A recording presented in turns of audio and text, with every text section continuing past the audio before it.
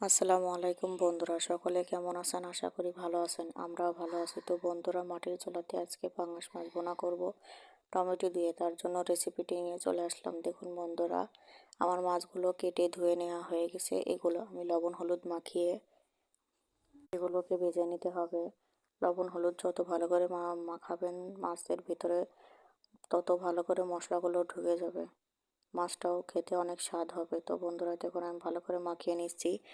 এরপর আমি এগুলোকে ভেজে নেব। তো বন্ধুরা দেখুন, আমি এক পাশ আমার ভাজা হয়ে গেছে, আমি আর এক পাশ ভেজে নিচ্ছি। তো আপনারা দেখতে থাকুন।